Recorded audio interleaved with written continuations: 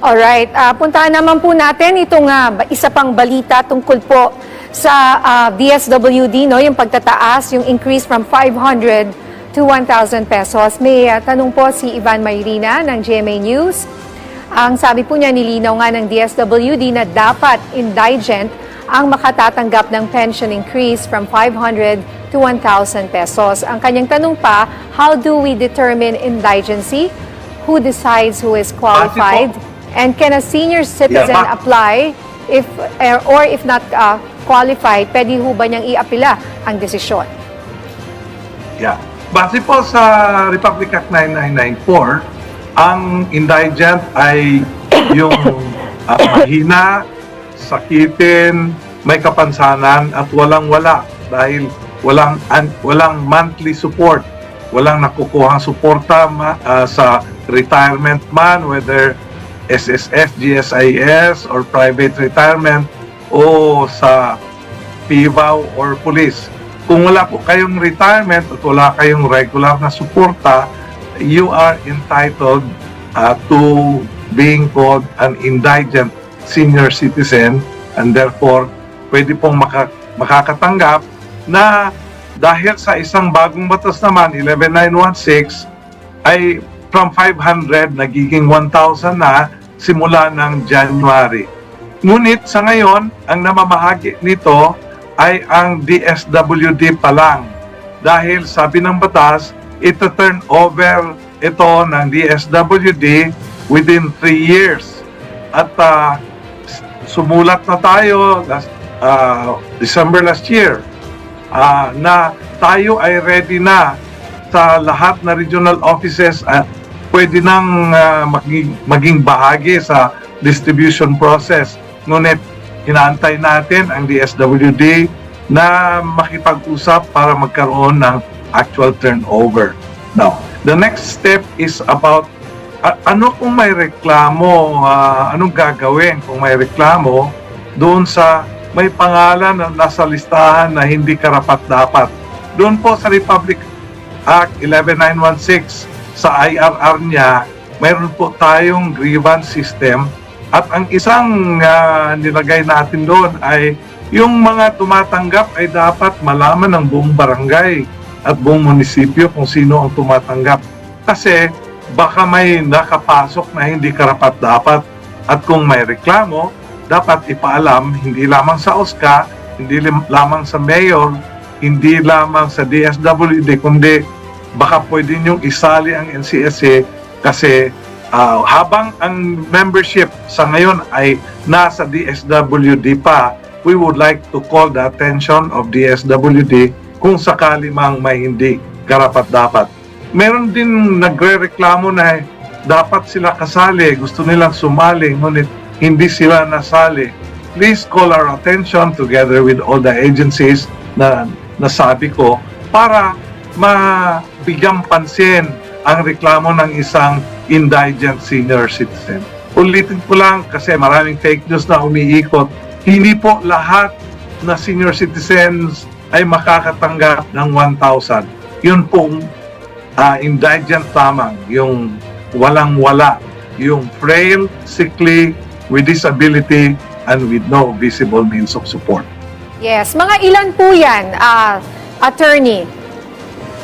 Well, base sa sinabi ng DSWD, it's 4,080,000. Okay. 4,080,000. Yan po Okay. yung nominal ni DSWD and waiting for the turnover din ng mga pangalan. Out of ilan po? Out of about 12 million senior citizens. Okay. So, malinaw po yan, hindi po lahat ng senior citizens are entitled, no? Doon sa 1,000, dapat indigent po kayo. So, meron po tayong tanong mula kay Alvin Baltazar ng Radyo Pilipinas. Ano po ba ang policy sa paggamit ng senior at PWD card? Halimbawa, sa isang restaurant ay kumain ang 3 tao at 2 doon ay may senior at isa naman ay PWD. Pwede po bang individual ang pag-honor sa kanilang card o isang card ang ma-honor for the group to avail the 20% discount? Alam mo, Ninya, ang card is personal and individual. Kung may isang grupong pumasok at bawat isa may card, bawat isa is entitled to 20% plus 12 discount. Kung isang restaurant yan. At ang produkto ay batable, it's 20 plus 12. Ngunit, I would just like to expand some more the question of Alvin at sasabihin natin kung 5 sila, 3 ang may card, 2 ang senior, 1 ang PWD, but 2 ay walang card, ang entitled lamang sa discount na 20% plus 12 is ang senior citizen lamang at PWD. And therefore, yung 2 walang card ay wala pong entitlement doon sa discount. Yes, sa ibang usapin naman po, bago ang inyong mensahe, ano po yung mga hakbang naman ng Senior Citizens Commission sa mga kumakalat na pekeng Senior Citizen ID? Wala, hindi gaanong obvious yung mga issues ng Senior Citizen ID. Dahil ang nag-i-issue niyan ang local government unit.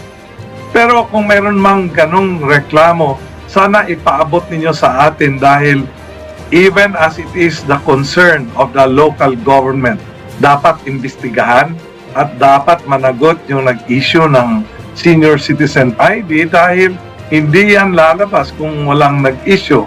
At syempre, yung gumamit po ng Senior Citizen ID na peke will have a criminal liability. Kaya, naku po, dapat po hindi yan gagamitin ng mga hindi senior citizens. Alright, maikling mensahe na lang po sa mga senior citizens po natin na nakatutok sa ngayon. Alam mo, Ninya, nagsalita ka kasi patungkol doon sa production. Kagagaling ko lang sa City of Manila at ipapakita ko lang sa inyo ito. Wow! It's a product of the senior citizens of Manila. Mga, una, nag-produce sila ng beads. Tapos, nag-produce sila ng marinig nila na dapat i-improve at narinig nila na, nga pala, may lumulutang sa Pasig River na water lily. Ngayon, may water lily bags na sila, pati nga yung ginagamit para sa, water lily na rin, para sa mga bisita. So, we hope that we will be able to encourage the senior citizens. Hindi lang po benepisyo at tinatanggap ang dapat bigyan natin ng pansin. Ang mga senior citizens ay magagaling. Yung galing natin, ipalago pa natin at dalhin natin sa lahat ng ating mga dapat tumanggap the next generation para makakatulong si senior citizen at truly sabihin nating pillar sila in nation building. Maraming salamat po, Ninya, for the time and Happy New Year. Happy New Year, sir. It's nice to hear na marami po tayong mga active and productive senior citizens. Thank you so much, Attorney Franklin Quijano, ang chairperson ng National Commission of Senior Citizens.